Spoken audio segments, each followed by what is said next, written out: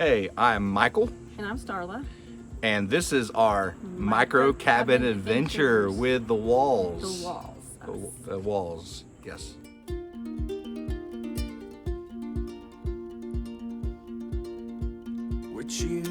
So to give you a little history of how this came to be, my husband brought home this camper. Yes, I did. And it wasn't really working. It was broken. Okay, it was a pop-up camper that I didn't realize that when the cords or the what are they called, the wires, pulley was broken. The actual cables were broken inside of it, and it was going to cost us like $1,000 or something like that to fix it.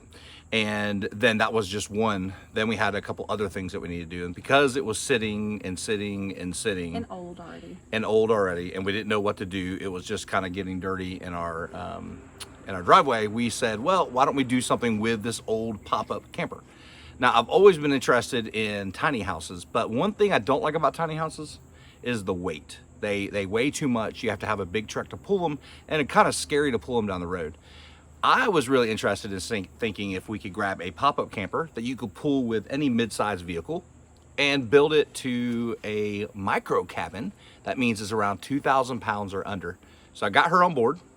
Yep, I jumped on. We are business owners, so we kind of need something that gives us something to do and kind of distract us a little bit, because your work tends to overwhelm you sometimes. And so we decided to tackle this together. If it works, awesome. If it doesn't, well, we put some money into a piece of crap. And you get free entertainment. There you go. So we decided we're going to document it. If we can do it, that means anybody can do it. We'd love to show you plans, that type of stuff later on too. But we're going to go ahead and get started. And so I think now I'm going to give you a overview of the cabin, or I guess the broken camper at this point. Yes. All right, before we started demo and demolishing the top of this joker, I wanted to make sure that you saw it before. Now, the crank system did not work, so I had to prop it up with 2x4s, covered the sides because we had some leaks. And so, we originally got this thing to use it as a pop-up, but that is not going to work. So now it is going to be a micro cabin. That's right. Wanted to show you the outside of the camper. It's a pretty big one. It was called a Jayco, J6 or something like that, but it was a larger one. So actually that means that the body is 12 foot. So that really helped us a lot when we're doing this. And plus the chassis can hold more weight. All right, so this is the front of the camper. I kind of didn't mow over here because it was a little treacherous and where I parked the pop-up camper. So my wife's really happy that we're gonna be moving this thing so I can keep all this trimmed back. But here's the front of the camper. As you go in here, if I don't trip, it is a basic, little 1990s style. We have a little leak right there. So we're gonna fix that, of course. But 1990s pop-up camper. Here is the air conditioning unit I'm going to work on today to get this joker out. We have to take the roof off, strip all the siding out, but we are going to keep as much as we can. And we're going to start today on ripping this joker up. So hopefully I don't just end up in the dump with this thing. We actually end up with a micro camper or cabin. So we're hoping we're going to make this thing work. All right, let's get it started. When you let vines grow up over your stabilizer bars on the bottom, they tend to get stuck. Good Lord. That joker wasn't going nowhere. So hopefully I'll figure out how to get these legs up, because I ain't moving this thing if I don't. The dang vines. What the crap? Oh, do not let vines grow up around your camper. That is not a good idea. So one of the things that we were doing today was having to pull the camper forward. So I had to hook it up to the Explorer, and this girl tried to back me up, and it took me forever to get there. What? I did a good job. She did great. Yeah, she did a great job. It was awesome. Someone forgot to tell me there was a little gap moment where when you let go. No, I have an older vehicle, and when you let go of the brake, sometimes it moves, between reverse. Yeah. Anyways, and so she was yelling at me. You should have seen it. It was terrible. I think it's on video. Was I really yelling? I don't know. Anyway, she kept directing me and not putting her hands above the glass. And so she's telling me, but I can't see. And so we have some video documentation on it. So this is my wife trying to direct me to back up the camper. This is like number 17. She keeps forgetting she has to keep her hands above the glass so I can see her to back it up onto it.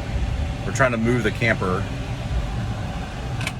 so we can get the canopy up. And we may have got it. Let's see.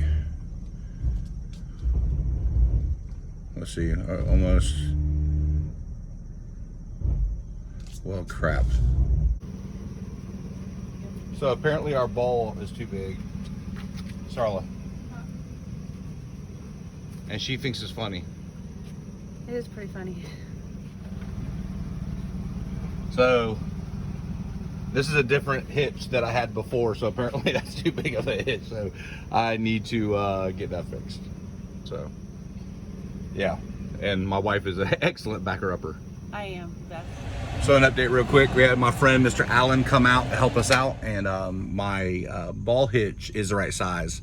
The actual connector was stuck because it's been sitting outside for so long. Let me go get that pry bar.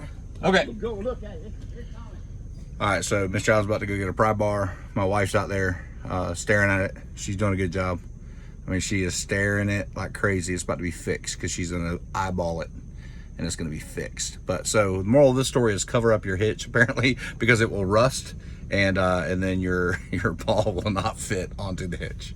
We finally got it hooked up. Mr. Allen came to the rescue. He's the guy that sounds like what'd you say? The little miner on Toy Story. Yeah, the little miner on Toy Story. What's his name? I don't know. Ours is called Mr. Allen. Yeah. So He's he's gonna help us tomorrow too. Yeah, he's awesome.